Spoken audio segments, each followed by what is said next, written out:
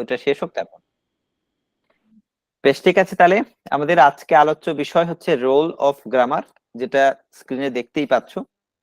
তো role of গ্রামারের ক্ষেত্রে ব্যাকরণের তো ভূমিকা, আমরা তো জানি যে গ্রামারের ভূমিকা বিশেষ করে হচ্ছে গিয়ে ল্যাঙ্গুয়েজ শেখার ক্ষেত্রে, ভাষা শেখার ক্ষেত্রে অপরিসীম।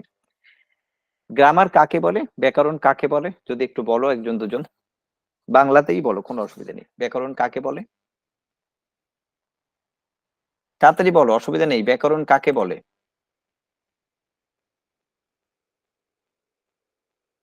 কেউ নেই? যে বই পড়ে আমরা ভাষা বলবো? ওইসব মনের ভাব সম্পূর্ণরূপে প্রকাশ করার পদ্ধতি। প্রকাশ করাকে ব্যাকরণ বলে না। সঠিকভাবে মতলব গ্রামার গ্রামার হলো এমন একটা তত্ত্ব যেটা আমাদের সাউন্ডের সঙ্গে আমাদের মানে কথা বলার মানেকে রিলেট করে।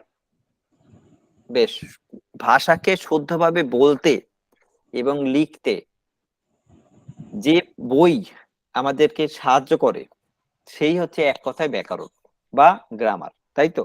এখানে একটি সংজ্ঞা দেওয়া আছে, কি আছে? Grammar is a set of structural rules that are used in reading.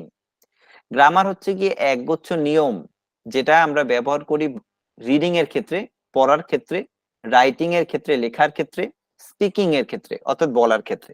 অর্থাৎ এক কথায় ভাষাকে শুদ্ধভাবে বলতে, লিখতে এবং পড়তে সাহায্য করে যে বই, তাকে আমরা এক কথায় বলবো হচ্ছে গিয়ে গ্রামার। কিরকম? কারেক্টলি বলতে, সঠিকভাবে বলতে সাহায্য করে যে বই, তাকেই আমরা এক কথায় বলবো হচ্ছে গিয়ে গ্রামার। তাহলে গ্রামার হচ্ছে গিয়ে শুধুমাত্র একগুচ্ছ কঠোর নিয়ম নীতি, অর্থাৎ যার মধ্যে কিন্তু নিয়ম নীতি লেখা রয়েছে যে কিভাবে আমরা ভাষাকে ব্যবহার করব বা কিভাবে ভাষাকে ইউজ করব। To correct method of reading, writing and speaking of English language is called English grammar. প্রত্যেকটা ভাষার ক্ষেত্রে কিন্তু গ্রামার আছে, প্রত্যেকটা ভাষার ক্ষেত্রে আছে। এমনকি সাইন ল্যাঙ্গুয়েজ, অর্থাৎ আমরা ইশারার মাধ্যমে যে ভাষা বোঝাই, তারও কিন্তু একটা গ্রামার আছে। তার কারণ ল্যাঙ্গুয়েজ মানেই তার একটা গ্রামার থাকবে। গ্রামার কি? নিয়ম। অর্থাৎ যে পদ্ধতিতে আমরা এখানে সাইন ব্যবহার করি, অন্য কোনো দেশের মানুষ সেই পদ্ধতিতেই সাইন ব্যবহার করবে, এই যে নিয়ম, এই নিয়মটাকেও আমরা ব্যাকরণের মধ্যেই ফেলবো। কেন বলতো এটাকে আমরা ব্যাকরণের মধ্যে ফেলবো?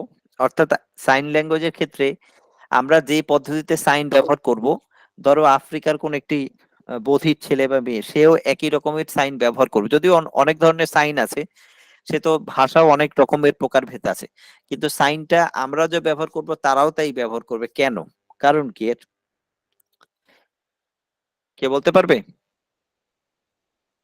আমরা যে ব্যবহার করব তারাও সেরকমই ব্যবহার করবে বা করা উচিত। কেন? স্যার গ্রামারটা পড়ার জন্য। না, আর কেউ? গ্রামারের চিন্তা ভাবনা গুলো সব একই ধরনের। স্যার সঠিক একই নিয়ম ধরনের। যায় গ্রামার হ্যাঁ থেকে। বলো। গ্রামার থেকে সঠিক নিয়ম কানুন সবকিছুই জানা যায়। সে তো জানা যায়, কিন্তু সাইন ল্যাঙ্গুয়েজের ক্ষেত্রে বলো আর যে কোনো ল্যাঙ্গুয়েজের ক্ষেত্রেই বলো, আমরা যদি একরকম ব্যবহার করি, অন্য কোনো দেশের যদি অন্যরকম ব্যবহার করে, তাহলে তো কোনো মিল হচ্ছে না। তাহলে এখানে ছেলে মেয়েটি যদি আফ্রিকায় চলে যায়, তাহলে তো তার ল্যাঙ্গুয়েজ আর ওখানকার ল্যাঙ্গুয়েজ মিলবে না। তাহলে গ্রামার কি হতে হবে? গ্রামার কি ইউনিভার্সাল হতে হবে। এই জন্য গ্রামার দেখো ইউনিভার্সাল। তুমি এখানে যেরকম নাউন, প্রোনাউন, প্রিপোজিশন শিখেছো, ইংল্যান্ডের ছেলে মেয়েরাও তাই শেখে। তাদের মাতৃভাষা যদিও ইংলিশ, তা সত্ত্বেও তাই শেখে। তার মানে এর মধ্যে একটা ইউনিভার্সাল বিষয় রয়েছে, যে ক্ষেত্রে সব জায়গাতেই সমান, কারণ এটা হচ্ছে ভাষার বিজ্ঞান মূলত। তাহলে সেই অংশটা যেটা ভাষার বিজ্ঞান, সেটা তো সমস্ত দেশে বা সমস্ত জায়গায় সমান হবে বা একই রকম হবে, এটাই তো নিয়ম। একই রকমই হওয়া উচিত বা একই রকম হবে। এবার আসবো আমরা ইংলিশ গ্রামার সম্পর্কে। প্রত্যেকটা গ্রামারেরই, সেটা ইংলিশ হোক বা অন্য যে কোনো গ্রামার হোক, এর কতগুলো প্রকারভেদ থাকবেই, মানে প্রকারভেদ প্রত্যেকটা গ্রামারেই আছে। আমরা মূলত আজকে যেহেতু ইংলিশ গ্রামার নিয়ে কথা বলছি, তাই ইংলিশ গ্রামারের প্রকারভেদ গুলোই শিখবো বা জানবো। ইংলিশ গ্রামারের প্রকারভেদ বলতে ইংলিশ গ্রামারকে সর্বপ্রথম 5 ভাগে ভাগ করা হয়েছে।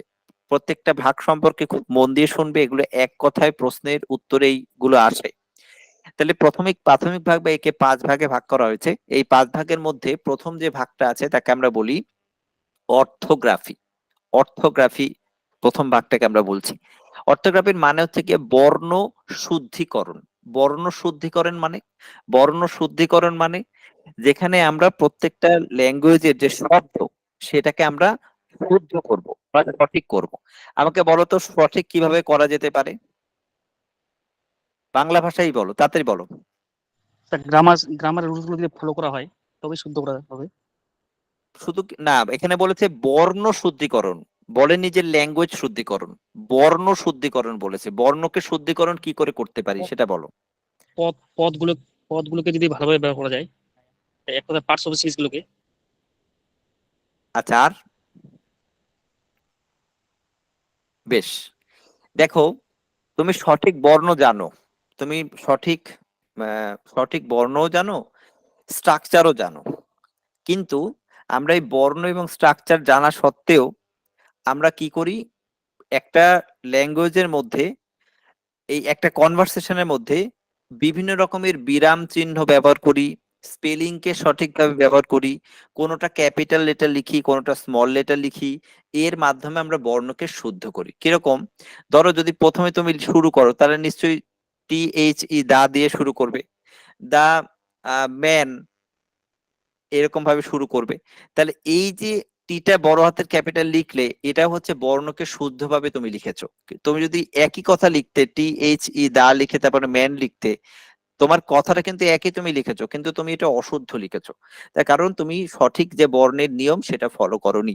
যে গ্রামারের মাধ্যমে এই নিয়ম নীতিগুলো বর্ণিত থাকে, যে গ্রামারে এই নিয়ম নীতিগুলো বর্ণিত থাকে, যে কোথায় তুমি স্মল লেটার লিখবে, কোথায় ছোট লেটার লিখবে, কোথায় ও এর ব্যবহার করবে, ইত্যাদি নানা ধরনের ব্যবহার আছে এদের, তাকে আমরা বলবো হচ্ছে কি অর্থোগ্রাফি। তোমাকে এত জটিল ভাবে মনে না রাখলেও তোমাকে মনে রাখতে হবে যে অর্থোগ্রাফি মানে হচ্ছে গিয়ে বর্ণ শুদ্ধিকরণ। বর্ণকে ইংলিশে আমরা কি বলি? বর্ণকে ইংলিশে কি বলি? লেটার। লেটার। লেটার। তার মানে লেটার কারেকশন হচ্ছে গিয়ে এই অর্থোগ্রাফির মধ্যে পড়ে। এর মধ্যে letter correction, spelling correction, hyphen, capitalisation ইত্যাদি বিষয়গুলো এর মধ্যে পড়ে। এই বিষয়গুলো একটু মনে রাখতে হবে। প্রশ্ন আসবে এখান থেকে, কিরকম প্রশ্ন আসে? প্রশ্ন আসবে অর্থোগ্রাফি ইজ রিলেটেড টু, অনেক কিছু থাকতে পারে। কি কি থাকতে পারে? সর্বপ্রথম এর সঙ্গে থাকবে লেটার। খাতার সামনে যারা নিয়েছে একটু লিখে নাও, লেটার, LETTER, এটার সঙ্গে সম্পর্কযুক্ত। সেকেন্ড যেটা থাকতে পারে সেটা হচ্ছে কি ক্যাপিটালাইজেশন, অর্থাৎ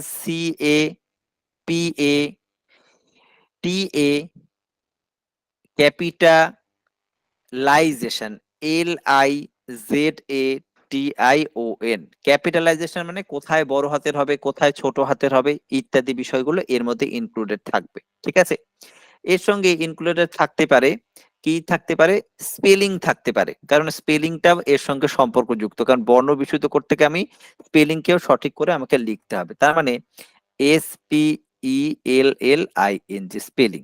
তাহলে আমি এখানে কয়েকটা জিনিস লিখে দিলাম, তার মানে এটা তোমাকে বুঝে নিতে হবে যে, কি বুঝে নিতে হবে, যে যখন তোমাকে কোনো প্রশ্ন করা হলো যে এই অর্থোগ্রাফি কিসের সঙ্গে যুক্ত, তার মানে অনেক কিছুই থাকতে পারে। তুমি মোটামুটি ভাবে বুঝে নিয়েছো যে অর্থোগ্রাফিটা সাধারণত কি কি থাকতে পারে, লেটার, ক্যাপিটালাইজেশন, স্পেলিং ইত্যাদি, এগুলো সবকটার সঙ্গে সম্পর্কযুক্ত। এই টাইপের প্রশ্ন পরীক্ষায় কিন্তু আসে।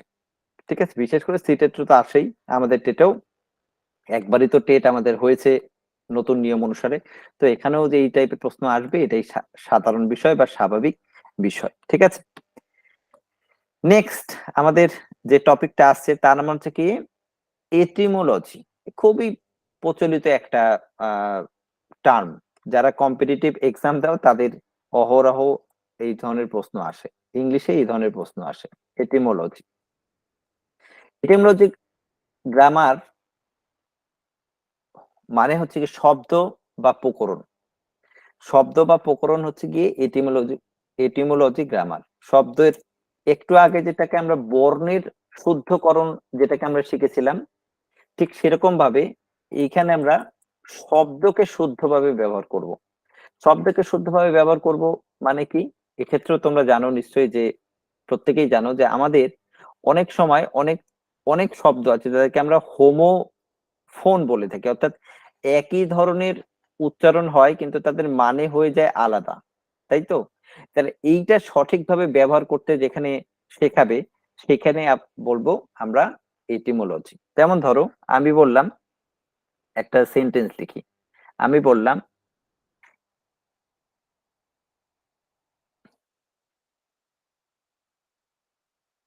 স্যার লেখাটা একটু বড় করুন। এয়ার আর এয়ার, এটাই তো। OIEAR, এর মানে বছর, EAR, এয়ার মানে কাল। হ্যাঁ, এই ধরনেরই। যেমন ধরো আমি যদি লিখি যে শব্দ বলেছে, তাই তো? ওই একজন বলেছে যে এয়ার ইয়ার, হ্যাঁ হতে পারে। এই যে EAR, ইয়ার মানে তো জানো কি কান, আর YEAR এটার দুটোর উচ্চারণটা প্রায় সমান কিন্তু এদের মানেটা এক নয়, কখনোই এক নয়। তাহলে এই জাতীয় শব্দ যখন আমরা সঠিকভাবে ব্যবহার করব কোনো জায়গায়, তখন আমরা কি করতে পারবো যে এই শব্দ ব্যবহারের মাধ্যমে আমরা মূলত যেটা করতে পারি সেটা হচ্ছে গিয়ে কোন একটি বর্ণকে, কোন একটি সেন্টেন্সকে সঠিকভাবে লিখতে পারি। এটাও আমাদের এই বিভাগের মধ্যে পড়ে। অর্থাৎ কিসের মধ্যে পড়ে? এই এই এটিমোলজির মধ্যে পড়ে। অর্থাৎ এটিমোলজি গ্রামার কি করবে? শব্দ বা পদকে শুদ্ধভাবে লিখতে তোমাকে সাহায্য করবে। আমাদের 3 নম্বর যেটা আসছে সেটা হচ্ছে সিনট্যাক্স। এটা সবাই জানো, সিনট্যাক্স মানে হচ্ছে বাক্য বিন্যাস। স্যার বাক্য বিন্যাস মানে এটিমোলজি থেকে প্রত্যেকটা কিরকম কোশ্চেন আসবে? একই, রিলেটেড টু। এটা বলবে যে এটিমোলজি রিলেটেড টু, উত্তর হবে ওয়ার্ড। এটিমোলজি কিসের সঙ্গে সম্পর্কযুক্ত? ওয়ার্ডের সঙ্গে সম্পর্কযুক্ত, ঠিক আছে? এবার আমাদের পরেরটা আছে সিনট্যাক্স। সিনট্যাক্স তো জানো, বাক্য প্রকরণ বা বাক্যের যে, বল আমি বলে নেব তারপরে আমাকে প্রশ্ন করো, আমি সব শুনবো, ঠিক আছে? আমি একটু বলে নিয়ে এটা তারপরে প্রশ্ন করো। এটিমোলজি হচ্ছে গিয়ে শব্দের বাক্যের হচ্ছে গিয়ে গঠন। আমরা তো প্রত্যেকেই জানি যে প্রত্যেকটা সেন্টেন্স যদি সরল বাক্য হয় তাহলে সেক্ষেত্রে কি হয়? সবার প্রথমে সাবজেক্ট বসে, তারপরে ভার্ব বসে, তারপরে অবজেক্ট বসে। এই যে নিয়মটা, লাগছে। এই যে নিয়মটা, মিউট করতে হয় প্রত্যেককে। এই যে নিয়মটা, এই নিয়মটাকে আমরা বলবো থেকে সিনট্যাক্স বা বাক্যের বিন্যাস। অর্থাৎ বাক্য যখনই কোনো একটি গঠিত হবে তখন সেই বাক্যটা এই নিয়ম অনুসারেই গঠিত হবে। এই যে বাক্যের বিভিন্ন গঠন, এবার আমি একটা ছোট্ট এক্সাম্পল দিলাম, তোমাদেরকে তো আমি টেন্স শিখিয়েছি, তাহলে সেই টেন্সে তোমরা দেখতেই পেয়েছো যে বাক্যের এক একটা সেন্টেন্সের মানে এক একটা টেন্সের বাক্যের যে গঠন এক এক ধরনের। তাহলে এই যে বাক্যের যে গঠনগুলো তোমরা মূলত শিখেছো, এই গঠনটাকেই আমরা বলবো যে সিনট্যাক্স। আমরা অন্য আর একটি টপিকে অলরেডি তোমাদের সিনট্যাক্স সম্পর্কে বলেছিলাম বা শিখিয়েছিলাম। হ্যাঁ, এবার প্রশ্ন করো, কিছু প্রশ্ন করছিলে কেউ, বলো বলো, কেউ প্রশ্ন করছিলে দুজন? কোনো প্রশ্ন নেই? বুঝতে পারছো? বুঝে যাচ্ছে? একটু রেসপন্স করতে হবে। হ্যাঁ স্যার, আব্দুর রহমান, অঞ্জনা, হ্যাঁ স্যার বোঝা যাচ্ছে। অস্মিতা, অপর্ণা, অচিন্ত। হ্যাঁ স্যার। বেশ, ঠিক আছে, তাহলে আমরা পরেরটাতে যাচ্ছি। পরেরটা তোমরা প্রত্যেকেই জানো, এটা হচ্ছে গিয়ে পাংচুয়েশন গ্রামার। পাংচুয়েশনের মধ্যে আমরা বেশ কিছু পাংচুয়েশন তো জানি, যেমন ধরো কমা কোথায় বসবে, কোথায় দাড়ি বসবে, অর্থাৎ কোথায় ফুল স্টপ বসবে ইত্যাদি, এই বিষয়গুলো আমরা প্রত্যেকে জানি। যেমন ধরো বারবার যদি একই কথা আমরা ব্যবহার করি, রাম, যদি ব্যবহার করি রাম, তারপর যদি বলি রাহুল, তাহলে এই যে বিভিন্ন ধরনের নাম ব্যবহার করছি আমরা, কমার মাধ্যমে আলাদা করছি, এইটাকে আমরা বলি পাংচুয়েশন। এরকম অনেক পাংচুয়েশন আছে, আমরা তো কমন কতগুলো পাংচুয়েশন জানি, যেমন সেমিকোলন, কোলন, ফুল স্টপ, কমা ইত্যাদি কয়েকটা জানি। কিন্তু যদি সঠিকভাবে তোমাকে শিখতে হয় তাহলে এরকম অনেক অনেক পাংচুয়েশন আছে, মানে অনেক ধরনের পাংচুয়েশন আছে যেটা আমরা ব্যবহার করিও না। সেই ধরনের পাংচুয়েশন যদি ব্যবহার করতে হয় তাহলে তোমাকে পাংচুয়েশন যে গ্রামার সেটা তোমাকে শিখতে হবে। যেমন তোমরা অনেক সময় অনেক মনীষীদের বাণী লেখো, যেমন জীবে প্রেম করে যে জন সেই জন সে ঈশ্বর, এগুলো সবসময় কি করতে হয়? ইনভার্টেড কমার মধ্যে লিখতে হয়। এটা ইনভার্টেড কমা না দিলে সেটা ভুল। তার মানে এটা কোথা থেকে তুমি শিখেছো এই যে নিয়মটা? এটা হচ্ছে গিয়ে কোথা থেকে শিখেছো? তুমি পাংচুয়েশন গ্রামারের পাংচুয়েশন যে অংশ সেখান থেকে তুমি শিখেছো। অর্থাৎ পাংচুয়েশন যে গ্রামার সেখান থেকে তুমি একটি বাক্যের যে বিভিন্ন পাংচুয়েশন সম্পর্কে তুমি শিখতে পারবে। নেক্সট হচ্ছে প্রসোডি। প্রসোডি একটি কমন টার্ম। প্রসোডি কথার মানে হচ্ছে কি ছন্দ। প্রসোডি কথার মানে হচ্ছে ছন্দ, ছন্দ প্রকরণ। এই ছন্দের নানা ধরনের প্রকারভেদ থাকতে পারে, মানে ছন্দ এক ধরনের নয়। কাদের বাংলা সাবজেক্ট আছে এখানে? এখন আর কারোরই থাকবে না। তাহলে এই ছন্দ প্রকরণ বা pattern of rhythm and sound, একটা সেন্টেন্সের মধ্যে বা একটা বাক্যের মধ্যে কত ধরনের প্যাটার্ন এন্ড রিদম সাউন্ড থাকতে পারে, বা সাউন্ড কত ধরনের বা এর এলিমেন্ট কত ধরনের রয়েছে, সেগুলো আমাদের এই প্রসোডি বা প্রসোডির গ্রামারের যে প্রসোডি অংশ সেটা বর্ণনা করে। যাদের ইংলিশ অনার্স ছিল তাদের প্রসোডি বলে আলাদা একটা টপিক ছিল যেখানে তাদেরকে শিখতে হয়েছে। প্রসোডি এন্ড স্ক্যানশন বলে একটি পার্ট ছিল। তার মানে প্রসোডি হচ্ছে ছন্দ।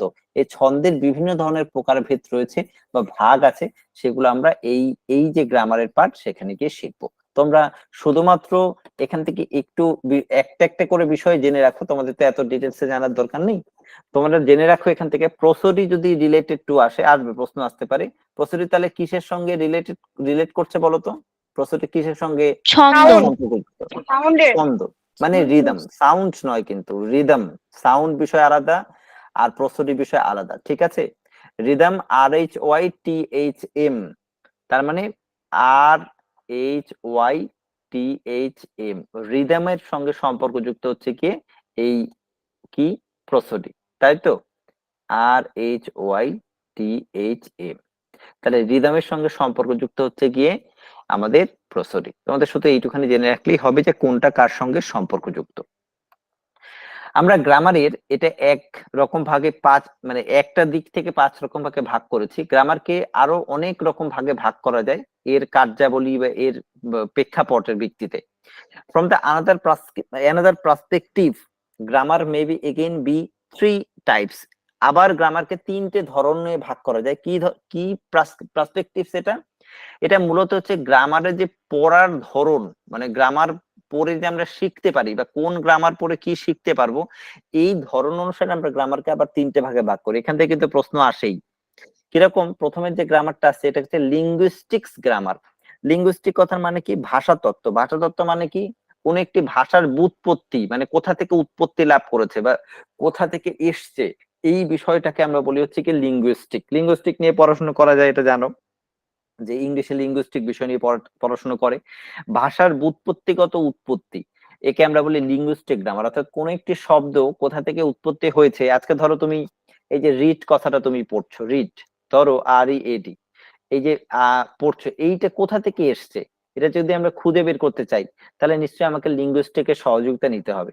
তোমাদের যেমন তোমরা পড়ো হচ্ছে গিয়ে এই যে পড়াশুনো, তাই তো? এটা কোথা থেকে এসছে সেটাও আমরা এই লিঙ্গুইস্টিকের মাধ্যমেই জানতে পারি। মানে এডুকেশন বা শিক্ষাটা কোথা থেকে এসছে, শ্বাস ধাতু থেকে এসছে, এই যে এই ব্যুৎপত্তিগত উৎপত্তি আমরা কোন একটি শব্দের, এগুলো আমরা এই লিঙ্গুইস্টিক এর মাধ্যমে জানতে পারি। এর একটি উদাহরণ হচ্ছে চমস্কির ট্রান্সফরমেশনাল জেনারেটিভ গ্রামার হচ্ছে কি একটি এই লিঙ্গুইস্টিক গ্রামারের উদাহরণ। অর্থাৎ কেউ যদি ভাষাতাত্ত্বিক গ্রামার জানতে চাও তাহলে এই চমস্কির ট্রান্সফরমেশনাল এই জেনারেটিভ গ্রামার বইটা তোমাকে পড়তে হবে। তাহলে এই বই পড়লে তুমি এই লিঙ্গুইস্টিক গ্রামার সম্পর্কে জানতে পারবে, ঠিক আছে? নেক্সট হচ্ছে টিচার গ্রামার। অর্থাৎ টিচার গ্রামার হচ্ছে টিচারদের অতিরিক্ত শিক্ষার জন্য বা টিচারদের পড়ানোর জন্য যে সমস্ত টার্ম বা যে সমস্ত বিষয় জানতে হয় সেগুলোর জন্য যে গ্রামার আমরা পড়াশোনা করব তাকে আমরা টিচার গ্রামার বলবো। টিচার গ্রামারের একটা এক্সাম্পল হচ্ছে university grammar of English by Quirk and Randolph et al. অর্থাৎ এটা একটা গ্রামারের নাম, বইয়ের নাম। এই দুটো গ্রামার বই হচ্ছে গিয়ে টিচার গ্রামার হিসাবে প্রসিদ্ধ বা টিচার গ্রামার হিসাবে বিখ্যাত। এখান থেকে প্রশ্ন আসে যে এই ইউনিভার্সিটি গ্রামার অফ ইংলিশ এটা কি জাতীয় গ্রামার বইয়ের এক্সাম্পল? উত্তর হবে টিচার গ্রামারের এক্সাম্পল, ঠিক আছে? পরেরটা আছে 3 নম্বর, এটা খুব কমন একটি গ্রামার, তোমরা প্রত্যেকে এখানে পড়েছো, পিকে দে সরকারের গ্রামার বই বা নেসফিল্ডের গ্রামার বই প্রত্যেকেই পড়েছো। এটা কি ধরনের বই? স্টুডেন্ট গ্রামার, কারণ এখান থেকে স্টুডেন্ট শিখতে পারে বা স্টুডেন্ট জানতে পারে, এটা স্টুডেন্টের জন্য, কারণ এখানে বিল্ড আপ অর্থাৎ এটা হচ্ছে গিয়ে বিল কোন একটি কোর্সের বা কোন একটি কোর্সের বিল্ড কি করে হবে বা কি করে শিখবে সেগুলো শেখানোই হচ্ছে গিয়ে এই গ্রামারের মূল বক্তব্য বা মূল বিষয়। তাহলে এটা হচ্ছে গিয়ে বিল্ড আপ গ্রামার বা স্টুডেন্টস গ্রামার হিসেবে প্রসিদ্ধ। বলো, এটুকুনের মধ্যে কারো কোনো অসুবিধা থাকলে বলো।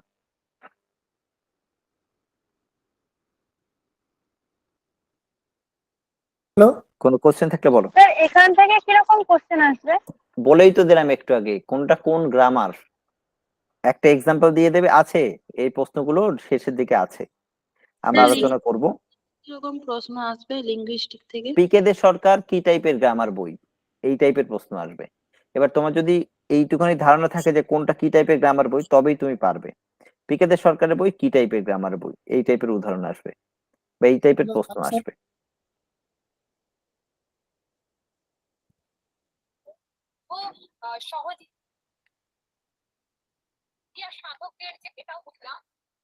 তাহলে বুঝতে পারছো তাই তো? হ্যাঁ স্যার। ওকে, নেক্সট আমরা সামনের দিকে এগিয়ে যাই।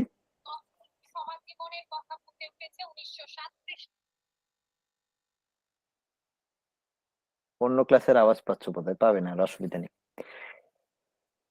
নেক্সট আমাদের যে গ্রামারে আসবো আমরা, সেটা থেকে David crystal has mention 6 type of grammar. David crystal হচ্ছে কি ভাষাবিদ, তিনি এবার গ্রামারকে 6টা ভাগে ভাগ করেছিলেন।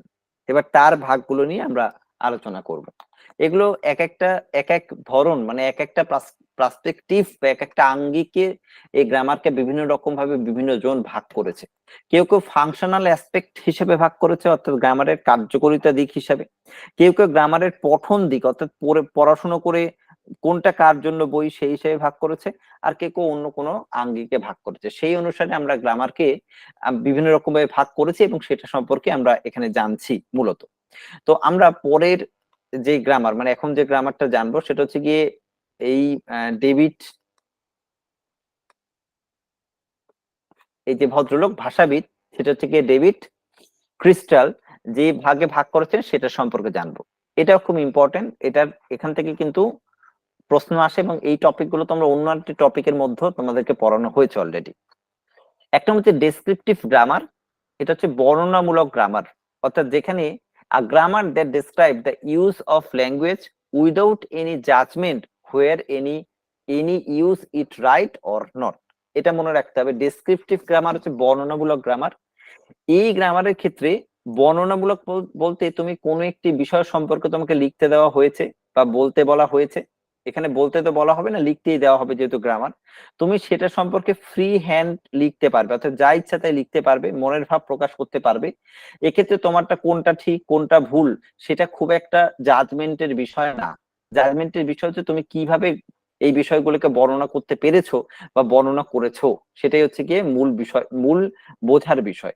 আমি আরেকবার বলছি, এই জাতীয় গ্রামারের ক্ষেত্রে আমরা কি করছি, কোন একটি বিষয় সম্পর্কে বর্ণনা করছি এবং সেটা বর্ণনাটা করাটাই হচ্ছে আমাদের মূল উদ্দেশ্য। সেক্ষেত্রে আমি কোনটা ভুল করছি কোনটা ঠিক করছি সেটা পরের বিষয়। তার মানে ডেসক্রিপটিভ গ্রামারে কি করা হয়, judgement of right or wrong এটার উপরে খুব একটা জোর দেওয়া হয় না, অর্থাৎ এর উপরে জোর দিই না। Without judgement of right and wrong, কি পড়লে এখান থেকে কি শিখলে? ডেসক্রিপটিভ গ্রামারের ক্ষেত্রে যে কোনো ভুল বা ঠিকের প্রতি জাজমেন্ট করা হয় না, এটার উপরে গুরুত্ব দেওয়া হয় না। মনের ভাবটা কতটা তুমি প্রকাশ করতে পেরেছো, সেটা ভুল লেখো ঠিক লেখো পরে দেখা যাবে, সেইটার উপরে গুরুত্ব দেওয়া হয়। বলতে পারলাম? হ্যাঁ স্যার, বুঝতে পেরেছো? মানে স্পোকেন ইংলিশ যেমন ভাবে কোনো হ্যাঁ, এখানে রাইটিং করার জন্য এর যেমন মতো, হ্যাঁ কোনো একদম, হ্যাঁ ওই রকমই রাইটিং এর মতো। অর্থাৎ তুমি লিখবে কিন্তু তোমার ভুল ঠিক প্রথমে বিচার্য বিষয় না, তোমার মনের ভাব তুমি কতটা প্রকাশ করতে পেরেছো সেটাই হচ্ছে এখানকার প্রাথমিক পর্যায়ে বিচার্য বিষয়। নেক্সট, পেডাগজিক্যাল গ্রামার, এই টার্মটা আগেও একবার পড়িয়েছিলাম তোমাদের, হয়তো মনে পড়ছে অনেকের। পেডাগজিক্যাল গ্রামার কি? Specially design for teaching and developing an awareness for mother tongue. অর্থাৎ এক্ষেত্রে মাদার টাং সম্পর্কে সচেতনতা করাই হচ্ছে কি এই গ্রামারের উদ্দেশ্য। It is also called teaching grammar and used in school. স্কুলে কিন্তু পেডাগজিক্যাল গ্রামার ব্যবহার করা হয়। পেডাগজিক্যাল গ্রামারের ক্ষেত্রে একটা সংজ্ঞা দেওয়া হয়েছিল আগের ক্লাসে, আগে পড়ানো হয়েছিল, কে বলতে পারবে বলো? পেডাগজিক্যাল গ্রামার কি সেটা আরো ভালোভাবে বলা হয়েছিল, কে বলতে পারবে বলো? মনে পড়ছে কি যেটা শেখানো হয়েছিল? Sir pedagogical grammar theoretical grammar এখানে হ্যাঁ বলো। আমাদের মনস্তাত্ত্বিক দিক, মানে পেডাগজিক্যাল না ওটা নয়, আমাদের আর কেউ? মনস্তাত্ত্বিক দিক নয়, আর কেউ? এখানে মাতৃভাষা আর অন্য ভাষার সঙ্গে একটা সম্পর্ক আছে, সেটাই জানতে চাইছি, কে বলবে? স্যার প্রথম ভাষা ছাড়া অন্য ভাষাকে এখানে শেখানো হয়। হ্যাঁ, কিন্তু প্রথম ভাষার সঙ্গে সম্পর্ক রেখে। পেডাগজিক্যাল গ্রামার মানেই হচ্ছে গিয়ে যাতে অন্য ভাষাটাকে মাতৃভাষার মানে সঙ্গে একটা অ্যাওয়ারনেস ঘটিয়ে, অর্থাৎ মাতৃভাষার সঙ্গে একটা সংযোগ ঘটিয়ে শেখাতে হবে। এখানে দেখো বলেছে স্পেশালি ডিজাইন ফর টিচিং, পড়ানোর জন্যই ব্যবহার করা হয়, developing an awareness for mother tongue, অর্থাৎ মাতৃভাষার সঙ্গে সচেতনতামূলক ভাবে অন্য ল্যাঙ্গুয়েজকে শেখানো হচ্ছে বা অন্য ল্যাঙ্গুয়েজের উপরে জোর দেওয়া হচ্ছে। অর্থাৎ তুমি শিখবে অন্য ল্যাঙ্গুয়েজ, কিন্তু তোমার মাতৃভাষার উপরে অবশ্যই তুমি সতর্ক থাকবে মাতৃভাষার যে গ্রামার তার ব্যবহারের প্রতি। বোঝা গেল? তার জন্য এটা পেডাগজিক্যাল গ্রামার। এই গ্রামারটা খুব দরকার অন্য ভাষা, মানে আমরা যে ইংলিশ শিখি সেটা শেখার ক্ষেত্রে। নেক্সট আছে পার্সপেক্টিভ গ্রামার, নির্দেশক বা নির্দেশ করা বা বিধিসম্মত, বা বিধি মানে যেন নিয়ম নীতি সম্পূর্ণ, অর্থাৎ grammar that gives the rule of correct use of language. এক্ষেত্রে কিন্তু তুমি কোনো কিছু ভুল করতে পারবে না, এক্ষেত্রে তোমাকে কিছু নিয়ম নীতি বলে দেওয়া হয়েছে। যেমন ধরো বলে দেওয়া হয়েছে যে subject verb I eat rice, I eat rice, এটা নিয়ম একটা। এক্ষেত্রে subject plus verb plus object ব্যবহার করা হয়েছে। এই নিয়মের বাইরে তুমি কখনোই যেতে পারবে না, অর্থাৎ এটাকে আমরা বলছি সবসময় পার্সপেক্টিভ গ্রামার বা নির্দেশমূলক গ্রামার। আমাকে যার নির্দেশ দেওয়া হয়েছে আমি তার বাইরে যেতে পারবো না, অর্থাৎ যে নিয়ম আমাকে গ্রামার বলে দিয়েছে তার বাইরে আমি কখনোই যাব না। তাই এই প্রেসক্রিপটিভ গ্রামার সবসময় নিয়ম নীতি সম্বলিত, রুলস গভর্ন, এখানে রুলটাই মূল, নিয়মটাই এখানে মূল। আর আর এর ঠিক উল্টো আরেকটা শিখেছো ডেসক্রিপটিভ গ্রামার, যেখানে নিয়মটা মূল না, মনের ভাবটা প্রকাশ করে হচ্ছে মূল বিষয়। এই পয়েন্টগুলো একটু বুঝতে হবে তোমাদের, এরকম ভাবে প্রশ্ন বিভিন্ন রকম ভাবে আসতে পারে। যে ডেসক্রিপটিভ গ্রামারের ফাংশন কি? ফাংশন কি? তোমার মনের ভাবটাকে প্রকাশ করা, টু এক্সপ্রেস ইওর কনসার্ন বা ইওর ভিউ, অর্থাৎ তোমার নিজের মনের ভাব প্রকাশ করছো। যদি প্রশ্ন আসে যে পার্সপেক্টিভ গ্রামারের কাজ কি, ফাংশন কি? টু গভর্ন দ্য রুল, অর্থাৎ নিয়ম নীতিকেই এখানে প্রাধান্য দেওয়া হবে। এখানে কোনো মনের ভাবে কোনো জায়গা নেই, এখানে নিয়ম তুমি ভুল করলে 0 পাবে, নিয়ম ঠিক করলে কারেক্ট নম্বর পাবে। আশা করি বোঝাতে পেরেছি।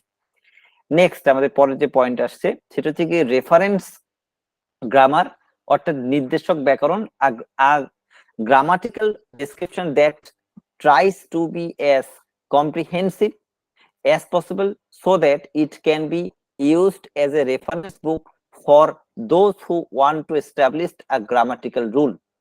এই ক্ষেত্রে যেটা আসছে রেফারেন্স গ্রামার মানেই বুঝতে পারছো, ধরো তুমি পড়াতে যাচ্ছ, তুমি পড়াচ্ছ কোন একটি বিষয়, এই বিষয়টা পড়াতে গিয়ে তুমি কোন একটি নিয়ম স্টুডেন্টদের বলছো। যেমন ধরো আমি একটা তোমাদের টেন্স শেখানোর সময় শিখেছিলাম যে আমি স্কুলে যাব, তাহলে আমি স্কুলে যাব ইংলিশ কি হবে? I shall go to school. এবার আমি বললাম আমি স্কুলে যাবই, তাহলে কি হবে? I will go to school. হ্যাঁ, এবার এখানে কেন হলো এটা তুমি জানো যে যখন আমি জোর দিয়ে বলছি তখন কি হবে? আমি আই এর সঙ্গে উইল ব্যবহার করেছি, এটা তুমি জানো। এবার এইটাকে তোমাকে প্রমাণ করতে হবে, তুমি তো এটা বললেই হবে না, কেউ হয়তো জানে না, সে তর্ক করছে, তোমার সাথে প্রমাণ করতে হবে। তো এই প্রমাণ করার জন্য তোমাকে কিছু রেফারেন্স টানতে হবে বা কিছু বইয়ের সহযোগিতা বা কিছু এক্সাম্পলের সহযোগিতা নিতে হবে। এইটা যার মাধ্যমে যাবে বা যে বই পুস্তকের মাধ্যমে সহযোগিতা নেবে তাকে আমরা রেফারেন্স গ্রামার বলবো। অর্থাৎ কোনো একটি নিয়মকে প্রতিষ্ঠিত করার জন্য যে যে বইয়ের সাহায্য আমাদের নিতে হতে পারে সেই সমস্ত বইগুলোকে আমরা কি বলবো? রেফারেন্টাল বা রেফারেন্স গ্রামার হিসেবে বর্ণিত করব বা রেফারেন্স গ্রামার হিসেবে বর্ণনা করব বা বলবো। আশা করি বুঝতে পেরেছো। স্যার আরেকবার বলুন। কোন তাহলে তো একটি নিয়মকে প্রতিষ্ঠিত করার জন্য, কোন একটি নিয়ম তুমি বলেছো কাউকে বা কাউকে শেখাচ্ছ, কোন স্টুডেন্টকে শেখাচ্ছ, সেই নিয়মটাকে প্রতিষ্ঠিত করার জন্য যে যে গ্রামারের বইয়ের সাহায্য তুমি নেবে সেই গ্রামার বইকে রেফারেন্টাল বা রেফারেন্স বুক বলবো। তোমাদের তো প্রত্যেকেরই রেফারেন্স বুক থাকে, প্রত্যেকটা বইয়ের পিছনে এক গাদা রেফারেন্স বুকের লিস্ট থাকে, এমনকি কিছু ওয়েবসাইটও থাকে। কেন থাকে বলো তো? ইন্টারভিউতে প্রশ্ন আসবে, রেফারেন্স বুক কেন রাখা হয় বা কেন থাকে? স্যার যাচাই করার জন্য। এটা যাচাই করার জন্য। আর স্যার আর কেউ? স্যার এটা সঠিক উত্তর নয়। বিষয়বস্তুকে ভালোভাবে সঠিক বোঝার জন্য। তথ্য পাওয়ার জন্য সমস্ত। তার মানে কি ওই যে বইটা তোমাদের পড়ছো সেখানে সঠিক তথ্য নেই? স্যার বিষয়বস্তুকে আর ক্লিয়ার করার জন্য। যে বই আছে সে বইকে ক্লিয়ার নেই? ক্লিয়ার আছে আরো এক্সট্রা কিছু পাওয়ার জন্য তথ্য, ঠিক আছে? তাহলে ইনফরমেশন। একটু উত্তরটা অন্যরকম হ্যাঁ, ভাবে দাও। রেফারেন্স এক্সট্রা কিছু জ্ঞান অর্জন করার জন্য। কেন? কারণ কি? নিজের উত্তরটা সঠিক আছে।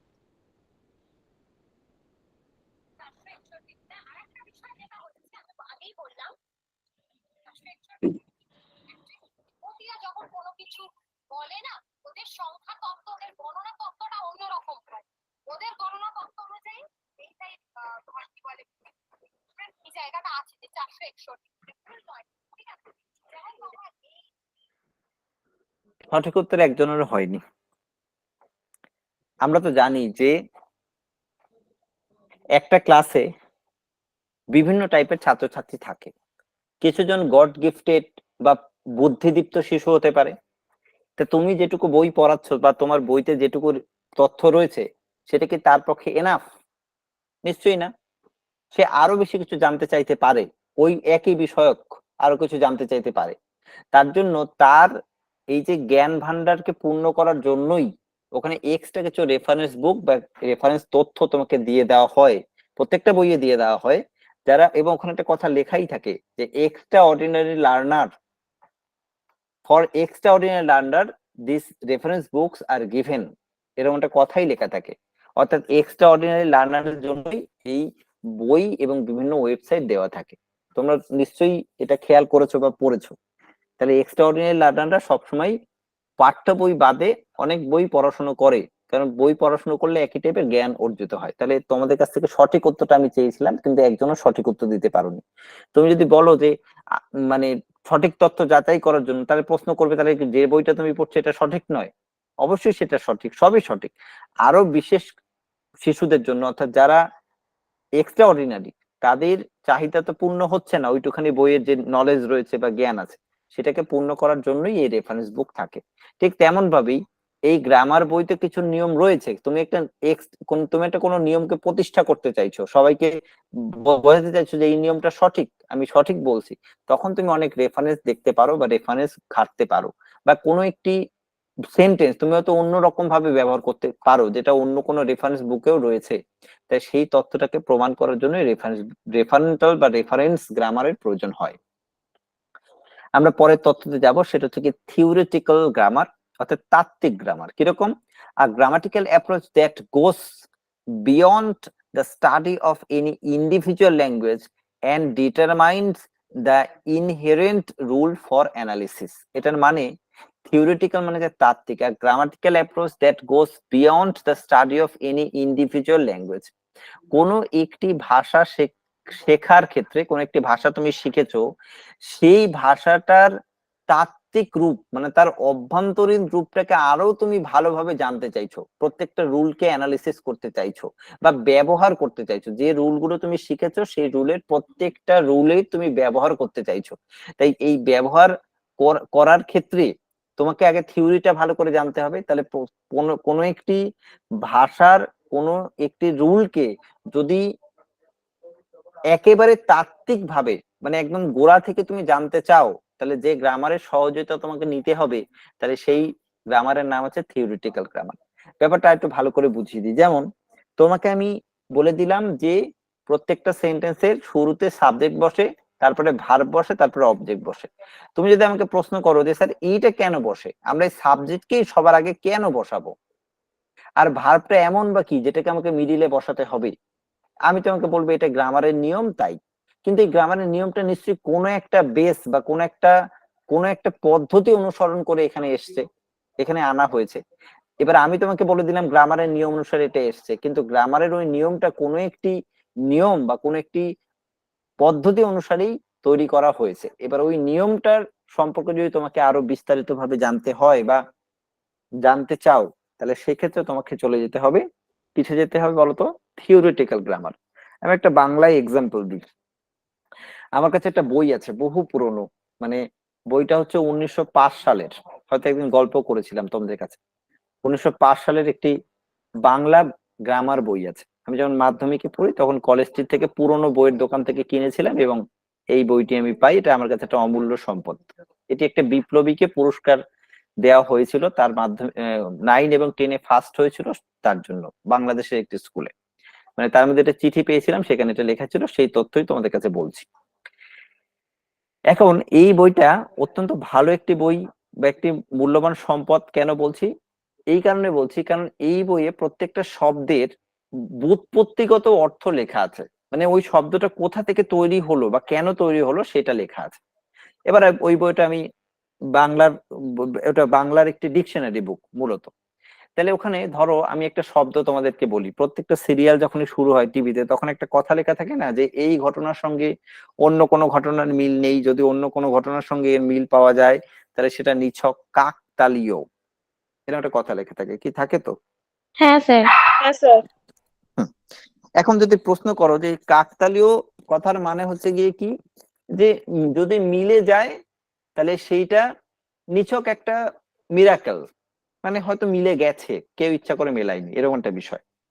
তাহলে এখন এই কাক তালীয় যে বিষয়টা, তার মানে এই যে কাক এবং তাল এবং এই দুটোর সঙ্গে সম্পর্ক করে এসছে কি কাকতালীয়, এই বিষয়টা এসছে।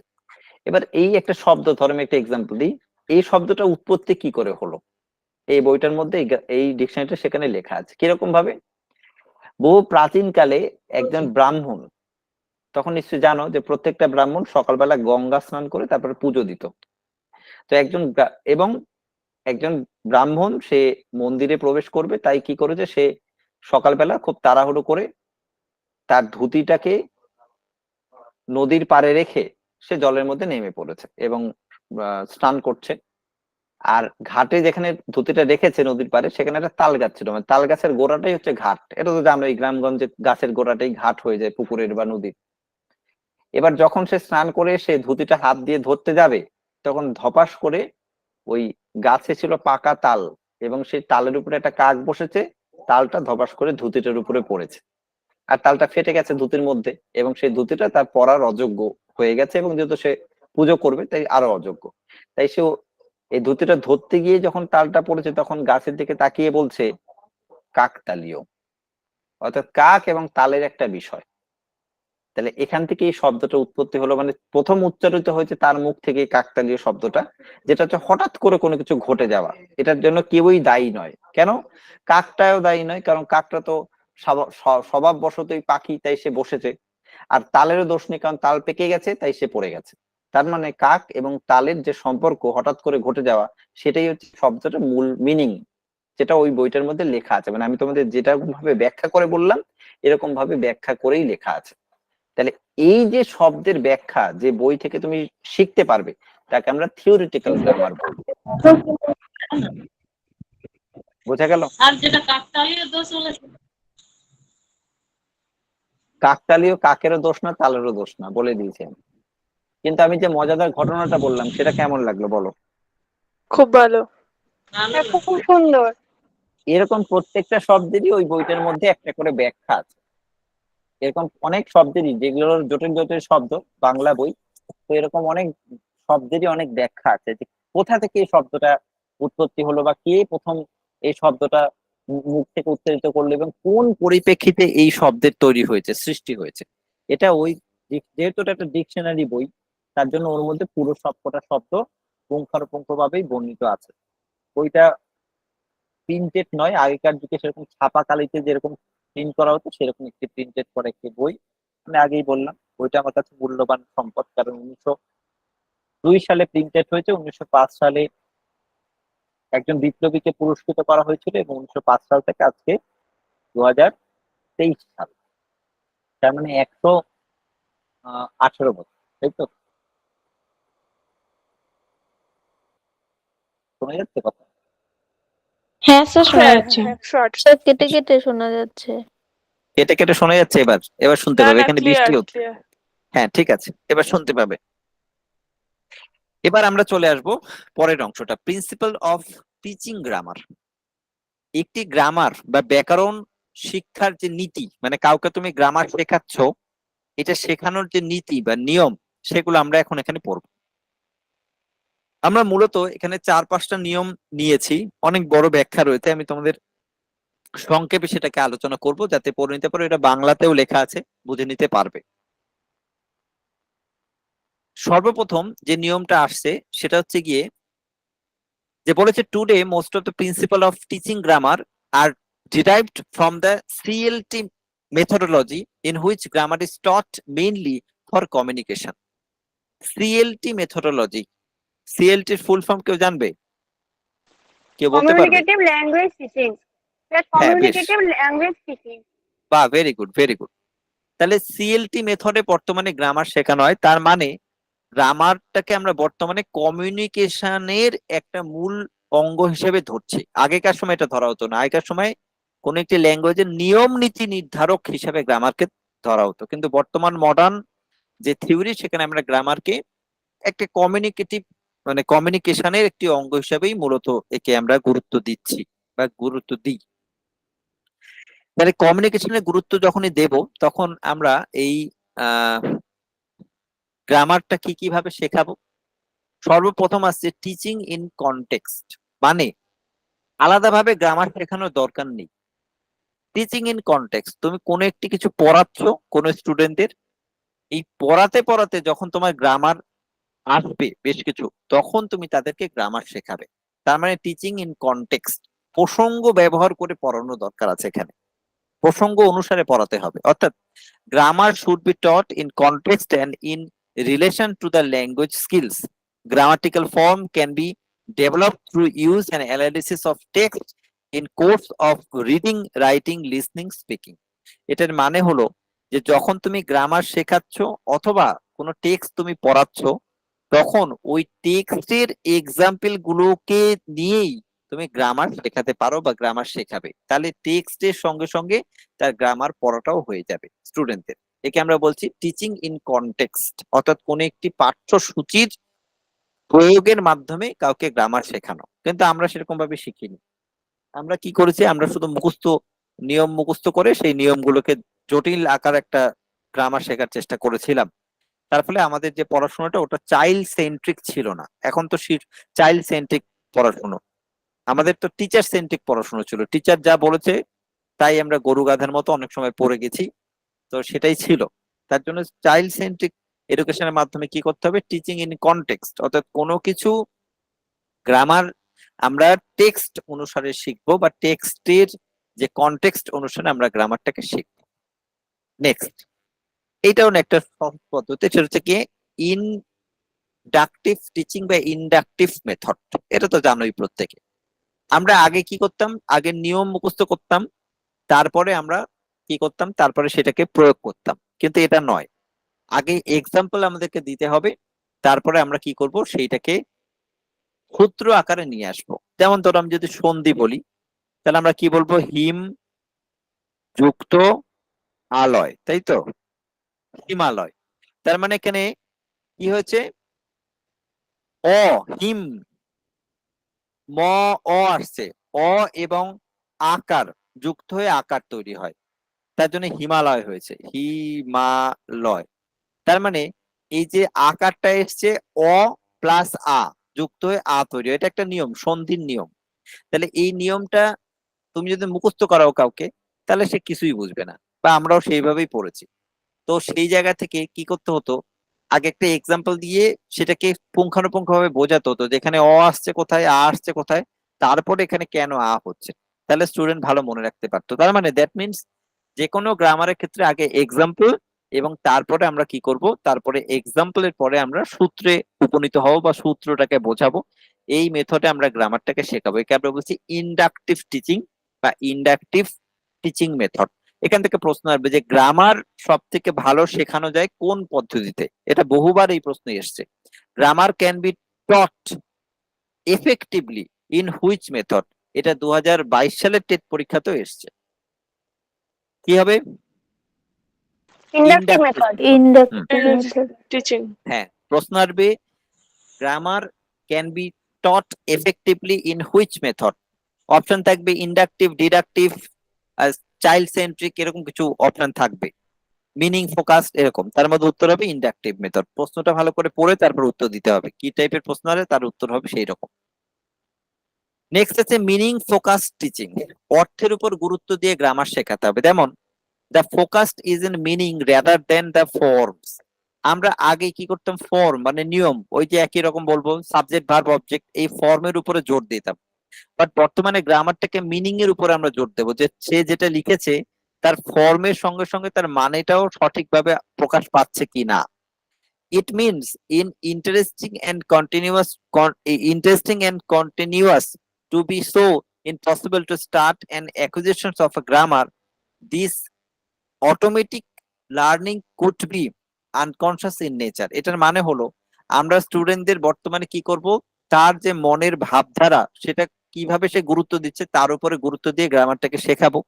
এতে আমরা কি করছি, এটা ক্রাসিয়ানের একটা থট অনুসারে এসছে। এতে আমরা কোনো গ্রামার কোনো বাচ্চাকে মুখস্থ করাচ্ছি না, তার যে অ্যাকুইজিশনস মেথড, অর্থাৎ যেখানে সে শুনে শুনে মনে রাখতে পারে বা তার সহজাত প্রবৃত্তির মাধ্যমে সে গ্রামারকে মনে রাখতে পারে, সেইভাবেই তাকে আমরা গ্রামার শেখাচ্ছি। অর্থাৎ সে প্রথমে বলছে আমি ভাত খাবো, তারপরে আমি তাকে বলছি এখানে আমিটা হচ্ছে জানো তো সাবজেক্ট, তারপরে ভাতটা হচ্ছে গিয়ে, খাবোটা হচ্ছে গিয়ে ভার্ব, আর ভাতটা হচ্ছে গিয়ে অবজেক্ট। তাহলে এই রকম ভাবে গ্রামার শেখালে স্বাভাবিকভাবেই অ্যাকুইজিশনস এর মাধ্যমে সে গ্রামার শিখবে, তার মুখস্থ করার দরকার নেই। তার মানে মিনিং এর উপরে আমরা কি করব, জোর দেব, রুল এর উপরে নয়, নিয়মের উপরে নয়। নেক্সট হচ্ছে fluency to be followed by accuracy. এটা বলার ক্ষেত্রে বিশেষ করে স্পোকেন ইংলিশের ক্ষেত্রে ব্যবহৃত হয়। আমরা ফ্লুয়েন্সির উপরে জোর দেব, অর্থাৎ কে কত দ্রুত কথা বলতে পারে, তারপরে সে কতটা ঠিক বললো কতটা ভুল বললো তার উপরে জোর দেব। কিন্তু আগে উল্টোটা করতাম, আগে কতটা সে ঠিক বলছে সেটার উপরে জোর দিতাম, পরে তার ফ্লুয়েন্সি আসুক না আসুক সেটার উপরে। কিন্তু যদি কাউকে পদে পদে তুমি থামিয়ে দাও, কথা বলতে না দাও, লেখার ক্ষেত্রে বলো এই তোর ভুল হচ্ছে, তুই ঠিক ঠিক লিখে, তোর সাবজেক্ট ভুল, তোর অবজেক্ট ভুল, তোর গ্রামার ভুল, তুই কিছুই পারিস না, তাহলে অ্যাকচুয়ালি সে কিছুই হবে না, শিখতে পারবে না। তাহলে ফ্লুয়েন্সি বলতে এখানে কথা বলার ক্ষেত্রে এবং লেখার ক্ষেত্রে উভয়ের ক্ষেত্রেই আমরা ব্যবহার করব। ফ্লুয়েন্সির উপরে আগে জোর দেব, তারপরে আমরা জোর দেব হচ্ছে অ্যাকুরেসির উপরে, অর্থাৎ সে কতটা ঠিক করলো। এখানে বাংলায় লেখা আছে, একটু পড়ে নেবে। তাহলে ফ্লুয়েন্সির উপরে আগে জোর দেওয়া হচ্ছে, দেন আমরা অ্যাকুরেসির উপরে জোর দিচ্ছি। এই যে চারটে নিয়ম আমরা পড়লাম, একটা সংক্ষেপে তোমাদেরকে একটু বলে দিই। গ্রামার শেখানোর যে চারটে নিয়ম আমরা পড়লাম, প্রিন্সিপাল, সেটা হচ্ছে টিচিং ইন কনটেক্সট, অর্থাৎ কোনো টেক্সট, কোনো এক জায়গায় যেখানে যেখানে আমরা টেক্সট পড়ছি সেই অনুসারে আমরা কোনো বিষয়বস্তু বা প্রসঙ্গ অনুসারে গ্রামার শেখাবো। সেকেন্ড বলেছি ইন্ডাকটিভ মেথড, আরোহী পদ্ধতিতে গ্রামার শেখাবো। 3 নম্বর বলেছি অর্থের উপরে বেশি জোর দেব, অর্থের উপরে বেশি জোর দেবো, কোনটি মিনিং এর উপরে বেশি জোর দেবো গ্রামার শেখানোর ক্ষেত্রে। আর চতুর্থ বলেছি যে ফ্লুয়েন্সির উপরে বেশি জোর দেব, অ্যাকুরেসি পরে দেখবো। এই হচ্ছে গ্রামার শেখানোর চারটে গুরুত্বপূর্ণ নিয়ম। আরো নিয়ম আছে, যেমন এই চারটেই নিয়ম আছে, আরো নিয়ম আছে, এই চারটে হচ্ছে গুরুত্বপূর্ণ নিয়মের মধ্যে পড়ে, সেই হিসাবে তোমাদেরকে পড়ানো হলো। এটুকুর মধ্যে কারো কোনো অসুবিধা আছে, কোনো প্রশ্ন আছে বলো। স্যার ট্রেডিশনাল গ্রামারটা একবার বলবেন? ট্র্যাডিশনাল গ্রামার হচ্ছে কি, যেটা যুগ যুগ ধরে প্রচলিত যে গ্রামার, অর্থাৎ যেটার নিয়ম গতানুগতিক গ্রামার। গতানুগতিক গ্রামার, অর্থাৎ যেটা আগেকার মানুষও যেটা লিখে এসছে তুমিও সেটাই লিখবে, কিন্তু এর সঠিক ব্যাখ্যা কেন লিখছি এটার কোনো মানে এর কোনো ধারণা নেই, মানে এর কোনো ব্যাখ্যা নেই। কিছু কিছু আছে, কিছু কিছু শব্দ আছে বা কিছু কিছু টার্ম আছে যেটা আগেকার যুগেও যেটা লিখে আসা হয়েছিল, আমরাও যেটা লিখছি সেটা লিখে আসছি, কিন্তু সেটা কেন লিখছি বা তার সঠিক ব্যাখ্যা আমরা পাই না।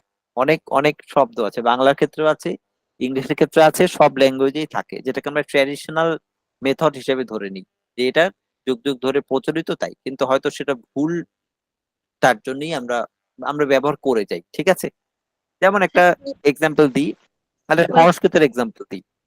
আমার এক টিচার আমাকে দিয়েছিল ক্লাস 7 যখন আমি পড়তাম। যেমন ধরো গরু, এই গরু শব্দটা যদি বিশ্লেষণ করা হয়, তাহলে বিশ্লেষণ করলে যখন গরু শুয়ে থাকে তখনই তাকে গরু বলা যায়, হাঁটছে যখন বলা যায় না। এটার সঠিক ব্যাখ্যাটা সংস্কৃত যাদের সাবজেক্ট তারা হয়তো ভালো জানবে, কিন্তু আমরা সবসময় তাকে বলি।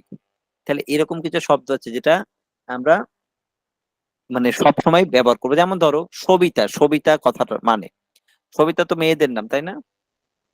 হ্যাঁ স্যার। সবিতা হ্যাঁ, স্যার। মানে কি কথার? স্যার সূর্য। সূর্য কি মেয়ে হতে পারে?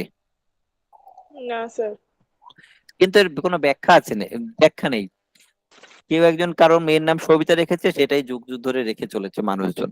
কিন্তু সবিতা কথার মতো সূর্য, সূর্য তো মেয়ে হতে পারে না, মেয়েদের নাম সবিতা তো হতে পারে না, নিয়ম মতো হতে পারে না, কিন্তু প্রচলিত রাখে তাই।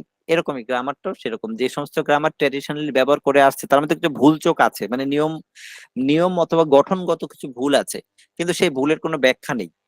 সেই ধরনের গ্রামারকে আমরা ট্র্যাডিশনাল গ্রামার বলবো। স্যার বলছি ট্রান্সলেশন মেথড আর মিনিং ফোকাস মেথড কি একই? এক নয়, মিনিং ফোকাস মেথড আর ট্রান্সলেশন মেথড এক নয়। মেথড শেখাবো, শেখাইনি এখন। আমাদের ইংলিশ ল্যাঙ্গুয়েজ পড়ার বিভিন্ন মেথড শেখাবো, সবকটা মেথডই জানতে হবে, মেথড থেকেও প্রশ্ন আসে, ঠিক আছে? ঠিক আছে। আমরা চলে আসবো প্রশ্নে। আমি যাকে জিজ্ঞেস করবো সেই বলবে, ঠিক আছে? সে না পারলে অন্যজন বলবে। ফার্স্টে কোশ্চেন করেছে, বলছে which psychologist said that learning grammar and mathematics is important for the mental growth of a child. এটা না জানলে পারবে না। এখানে ডিরেক্টলি বলেছে যে কোন সাইকোলজিস্ট বলেছিলেন যে গ্রামার এবং mathematics is important for mental growth of child. কোন শিশুর মানসিক বিকাশের জন্য গ্রামার এবং অঙ্ক এই দুটোই খুবই গুরুত্বপূর্ণ। কে বলবে? বলো, রিমা বলো। স্যার ভাইগোটস্কি। এ ভাইগটস্কি, হ্যাঁ ঠিক আছে, ভাইগটস্কি, এই সরি সরি, উচ্চারণটা একটু ভুল হয়ে এর গেছে। উত্তর দেওয়া আছে, এর উত্তর দেওয়া আছে এটার সাথে, কিন্তু উত্তরটা দেখো না, তোমাদেরকে তো নোট দেওয়া আছে, না স্যার, উত্তর দেখো আমি তো। আমি দেখিনি, আমি এমনিই বললাম, আমি নোট জানি না বেশ, দিয়েছেন কিনা আজও। ওকে। মিলি সরকার বলো, the grammar book by Nesfield is an example. একটু আগেই পড়িয়েছি, আমি একটু আগে বলেছিলাম না কি টাইপের প্রশ্ন আসবে, দেখো প্রশ্ন করেছে যে নেসফিল্ডের গ্রামারটা কি টাইপের গ্রামারের এক্সাম্পল। মিলি সরকার বলো। মিলি সরকার শুনতে পাচ্ছ? Sir option B. Option B, perspective grammar. না না, দ্য গ্রামার বুক।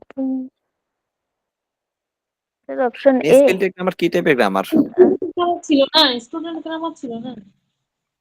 এখানে তো নেই স্টুডেন্ট গ্রামার। হ্যাঁ, স্যার স্টুডেন্ট গ্রামার ছিল। গ্রামার, স্টুডেন্ট গ্রামারটা পারফেক্ট গ্রামারের মধ্যে পড়ছে। বাহ, দেখে একটু ওই গ্রামারের অংশটায় যাই তাহলে আরেকবার যাই। এখানে নেসফিল্ডের গ্রামারের কথা বলেছে, তাই তো? দেখো এখানে এই যে পার্সপেক্টিভ গ্রামারের মধ্যে পড়ছে, বলেছে যে নির্দেশমূলক, মানে grammar that gives the rule of correct use of language. আর পরে যেখানে আমরা গ্রামারকে অন্য কয়েকটা ভাগে ভাগ করেছিলাম, সেখানে স্টুডেন্ট গ্রামার, টিচার গ্রামার ইত্যাদি পড়েছিলাম, এই যে স্টুডেন্ট গ্রামার পড়েছি। এবার এখানে তো স্টুডেন্ট গ্রামার পড়েছো, কিন্তু এখানে তো উদাহরণের মানে অ্যান্সারের মধ্যে স্টুডেন্ট গ্রামার নেই। এবার যে কটা গ্রামার আছে সে কটা একটু বিশ্লেষণ কর। এক নম্বর বলছে ডেসক্রিপটিভ গ্রামার, এটা তো ডেসক্রিপটিভ গ্রামার নয়, নেসফিল্ডের গ্রামার অবশ্যই একটা নিয়ম সর্বস্ব গ্রামার, এটা হবে না। দুই হচ্ছে জেনারেটিভ গ্রামার, হচ্ছে না। ট্রান্সফরমেশনাল গ্রামার, পরিবর্তনশীল, হবে না। প্রাসক্রিপটিভ গ্রামার মানে হচ্ছে গিয়ে নিয়ম সর্বস্ব গ্রামার। আমরা যে নেসফিল্ডের বইটা পড়ি সেখানে তো নিয়মই লেখা আছে, সাবজেক্ট ভার্ব অবজেক্ট, তারপরে অন্য অন্য বিষয় সবকটাই তো নিয়মই তো লেখা আছে, তার মানে এটা প্রাসপেক্টিভ গ্রামারই হবে। তাহলে একটুখানি বুঝে নিয়ে উত্তর করতে হবে, ঠিক আছে? নেক্সট, ওকে। মৌসুমী মুখার্জি বলবে পরেরটা, বলেছে nowadays there is a shift from perspective grammar to. বর্তমানে পার্সপেক্টিভ গ্রামার অর্থাৎ নিয়ম সর্বোচ্চ গ্রামারের থেকে আমরা কোন দিকে ধাবিত হচ্ছি? আগেকার সময় নিয়ম সর্বোচ্চ গ্রামারের দিকে আমরা জোর দিতাম, কিন্তু বর্তমানে নিয়ম সর্বোচ্চ গ্রামারের উপরে আমরা এত জোর দিই না। কোন দিকে ধাবিত হচ্ছে, কে বলবে? স্যার বলবো বলো। না, কন্টেক্সচুয়াল মৌসুমী গ্রামার, বলো, যাকে কন্টেক্সচুয়াল বলছি সে গ্রামার। বলবে। মৌসুমী বলো।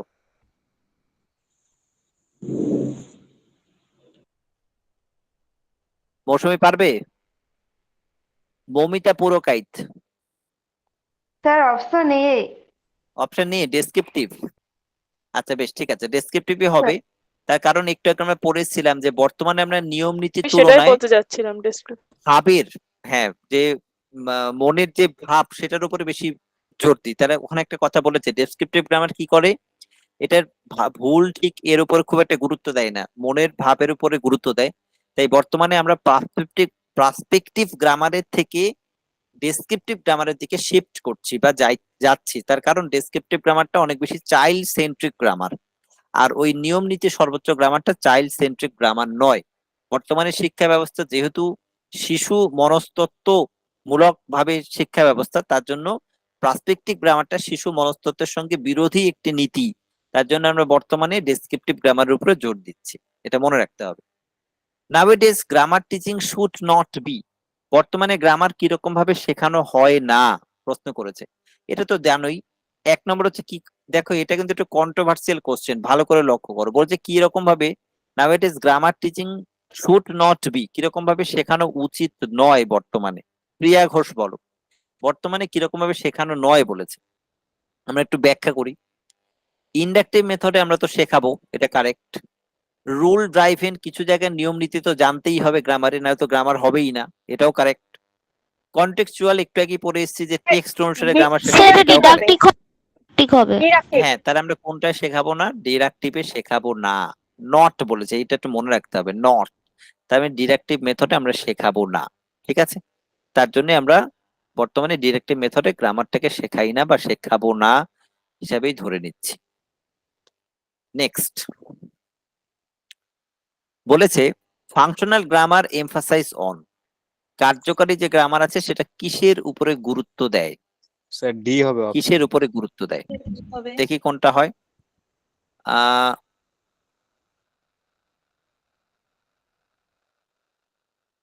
তিন্দু কুমার নাইয়া বিয়েরটা আছো? হবে না? স্যার স্ট্রাকচার হ্যাঁ বড় দেখি একটু শুনি। স্যার এটা 5 নম্বর structure। Functional grammar. ফাংশনাল মানে হচ্ছে ব্যবহারিক, এটা কিসের স্যার উপরে জোর দেয়? এমফাসিস মানে জোর, জোর দেওয়া। স্যার কাঠামোগত পরিবর্তন। বি তো রুল অফ গ্রামার না, ফাংশনাল মানে কার্যকারিতা, ব্যবহার, ইউজের উপর জোর দেয়। স্যার ইউজ, ইউজ হবে, ফাংশন মানে ইউজ। তো ইউজ, হ্যাঁ ইউজ। ইউজ ফাংশন মানে তো ইউজ। ইউজ। পরেরটা বলছে ফর্মাল গ্রামার এমফাসিস। ফর্মাল মানে কি, যেটা গঠন নিয়ম নীতি মানে সর্বোচ্চ structure। গ্রামার। ফর্মাল নিয়ম, formal Structure structural grammar, structure হবে, স্ট্রাকচার। হ্যাঁ ঠিক আছে, বা ঠিক আছে। ফর্মাল মানে হচ্ছে নিয়ম নীতি সর্বোচ্চ, তার মানে স্ট্রাকচার। আমরা তো প্রত্যেকটা টেন্স শেখার সময় স্ট্রাকচার শিখেছিলাম, মানে স্ট্রাকচারাল গ্রামার। নেক্সট বলছে integrated items refers to, integrated মানে একে অপরের সঙ্গে সম্পর্কযুক্ত যে আইটেম বা জিনিসপত্র, সেটা কি কি প্রকাশ করে। বলেছে item that provide a context in হবে। হুইচ গ্রামাটিক্যাল অ্যাসপেক্ট আর। 1 নম্বরটার উত্তর হবে টেস্টেড এট ওয়ান। একে আমরা ইন্টিগ্রেটেড গ্রামার পার্ট বলে থাকি। মানে সমস্ত টেক্সট পড়লে কিন্তু গ্রামার পাওয়া যায় না, কিন্তু কিছু টেক্সট আছে যেখানে তুমি গ্রামারও শেখাতে পারবে প্লাস টেক্সটও ভালো করে বোঝাতে পারবে। এই জাতীয় টেক্সটকে আমরা বলবো ইন্টিগ্রেটেড আইটেম বা ইন্টিগ্রেটেড টেক্সট। বেশিরভাগ টেক্সটের ক্ষেত্রে আমরা ইন্টিগ্রেটেড টেক্সট যদি আমরা নিই, তাহলে একই সঙ্গে আমরা গ্রামার প্লাস টেক্সট দুটোই আমরা শেখাতে পারবো স্টুডেন্টদের। নেক্সট কলিগেশনস রেফার্স টু, কলিগেশনস বলতে কি বোঝো, এটা একটু মুখস্থ করে নিতে হবে, ঠিক আছে। কলিগেশনস কথার মানে হচ্ছে the rule that govern the co occurrence of grammatical item. এই কলিগেশন মানে হচ্ছে গিয়ে রুল, নিয়ম, that govern the co occurrence of grammatical rule. গ্রামারের যে নিয়ম নীতি সেটা যেখানে একসঙ্গে সহাবস্থান করে তাকে আমরা কলিগেশন বলি। অর্থাৎ গ্রামারের নিয়ম নিয়ম সহাবস্থানকে আমরা বলবো কলিগেশন। নেক্সট, এটা পারবে তোমরা। আর 9 নম্বর বলছে ইডিএমটা কি জিনিস, এটা তো তোমাদের শেখানো হয়েছে বা তোমাদের ধারণা আছে। ইডিএমটা কি? এক্সপ্রেশন। স্যার সিএটটা এক্সপ্রেশন, এক্সপ্রেশন এটা হবে, can be understood. Expression. Component C হবে স্যার। 9 sir D. স্যার এটা হবে। এ ইডিয়ামস মানে হচ্ছে সেট এক্সপ্রেশন। এক্সপ্রেশন মানে বোঝো অন্তর্নিহিত মানে। যেমন যেমন ধরো এখানে বলে দিলাম বাদরের গলায় মুক্তোর মালা, মানে এখানে তোমাদের বাগধারার মধ্যে ক্ষেত্রে এটা ব্যবহার করা হয়। ইডিয়ামস মানে তো বাগধারাই, যেখান থেকে এক্সপ্রেশনটা হচ্ছে অন্তর্নিহিত একটা মানে থাকে। তো এখানে তোমাদের খুবই সুন্দরী এবং ভালো একটি মেয়ের সঙ্গে একটা অযোগ্য ছেলের যদি বিয়ে দিয়ে দেওয়া হয়, তাহলে কি হয়? অনেকেই কানাফুসো করবে যে বাদরের গলায় মুক্তোর মালা। তার মানে কি, এক্সপ্রেশনের উপর আমরা জোর দিচ্ছি, যেটা অভ্যন্তরীণ, যেটা মিনিং। সেট এক্সপ্রেশন মানে হচ্ছে গিয়ে idioms. Next 10 number, functional grammar emphasis on. একই প্রশ্ন আবার করা হয়েছে। ফাংশনাল গ্রামার কিসের উপরে এমফাসিস করে? Structure use of language. Use of language. Use of language. কি হবে? ব্যবহারের প্রতি। 11 নম্বরে structural grammar emphasis on. Structure মানে কিন্তু রুল, নিয়ম নীতি। এটা কিসের উপরে জোর দেয়? ফর্মের Forms উপরে of জোর দেয়। অর্থাৎ language. কি করে, কিভাবে এই ল্যাঙ্গুয়েজটা ব্যবহার করা হচ্ছে, ফর্মটা কি রয়েছে, নিয়মটা কি রয়েছে, সেটার উপরে জোর দেয়।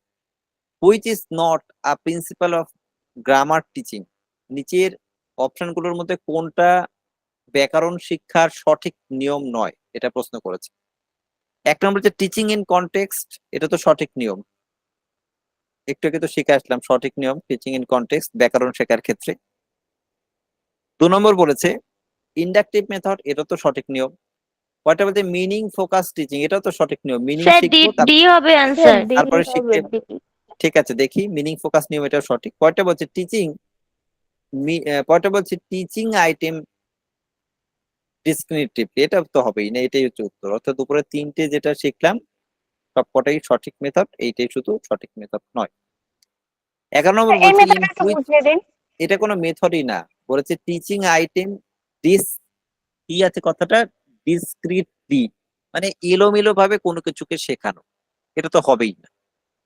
নেক্সট পয়েন্টটা বলছে 13 নম্বরে, in which method does grammar teaching takes a central position.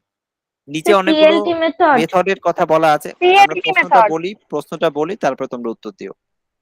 আর যারা পেরে যাচ্ছ আগে থেকে তারা কমেন্ট করো। বলেছে which method does grammar teaching takes as central position, মানে এই নিচের মেথড গুলোর মধ্যে কোন মেথডটা সব থেকে ভালো। 1 নম্বর বলছে ডাইরেক্ট মেথড, 2 নম্বর হচ্ছে সিএলটি মেথড, কনটেক্সট মেথড, আর গ্রামার ট্রান্সলেশন মেথড। বর্তমানে যেটার মাধ্যমে আমরাও শিখি, যেটা বেশি পরিমাণে উপযুক্ত, সেটা হচ্ছে গ্রামার ট্রান্সলেশন মেথড। অর্থাৎ কোনো কিছুকে ট্রান্সলেট করে আমরা শিখি, অর্থাৎ আমরাও তাই করছি, মাতৃভাষার মাধ্যমে অন্য ভাষাকে শিখছি, তার মানে আমরা ট্রান্সলেশন মেথডের হেল্প নিচ্ছি। লাস্ট প্রশ্ন বলছে an example of theoretical grammar is. এই গ্রামার গুলোর মধ্যে থিওরিটিক্যাল গ্রামারের এক্সাম্পল কোনটা? উপরে তো লেখা ছিল, ডি কোনটা হবে। স্যার হবে। বি ডি হবে। Chomsky trans. চমৎকার। হ্যাঁ, এটা তো লেখাই আছে, চমস্কির ট্রান্সফরমেশনাল জেনারেটিভ গ্রামার, এটা হচ্ছে একটি থিওরিটিক্যাল গ্রামারের এক্সাম্পল। তাহলে গ্রামার পোর্শন থেকে কি টাইপের প্রশ্ন আসে সেটা দেখতেই পেয়েছো। এই হচ্ছে প্রশ্নের ধরন, এই টাইপের প্রশ্নই আমাদের আসবে। আর উপরের বিষয়টা একটু খুব ভালো করে জেনে নিতে হবে তোমাদের। আরো এই টপিক গুলো সব শেষ হয়ে যাওয়ার পর এই টপিক গুলো থেকে আরো বেশ কিছু প্র্যাকটিস সেট তোমাদেরকে দেওয়া হবে, সেগুলো প্র্যাকটিস করলে আরো আরো ভ্যারাইটি টাইপ অফ কোশ্চেন্স তোমরা এখান থেকে পাবে। ঠিক আছে,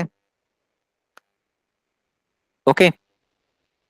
কারো কোনো প্রশ্ন আছে? স্যার না স্যার। না স্যার, ঠিক আছে। আচ্ছা, আমি এই সপ্তাহের তোমাদের তো শুক্রবার দিন ক্লাস নেই, যদি ক্লাস করাই কারো অসুবিধা আছে? না স্যার। না স্যার। না স্যার। ঠিক আছে, ক্লাস করলে একটু রাতের দিকে করাবো, আমি গ্রুপে জানিয়ে দেবো। ঠিক আছে, হ্যাঁ স্যার ঠিক আছে স্যার। ঠিক আছে স্যার। আর কালকে অন্য ম্যাডামরা নোট দিলে আমি সব নোট তোমাদেরকে দিয়ে দিচ্ছি, সাজিয়ে দিচ্ছি। অঙ্ক স্যার অন্যান্য নোট এসছে, 2টো স্যার শুধু নোট দেয়নি, একটা হচ্ছে অঙ্ক আর একটা হচ্ছে কি ওই ইভিএস, এরা দুজন দিয়ে দেবে আজকে।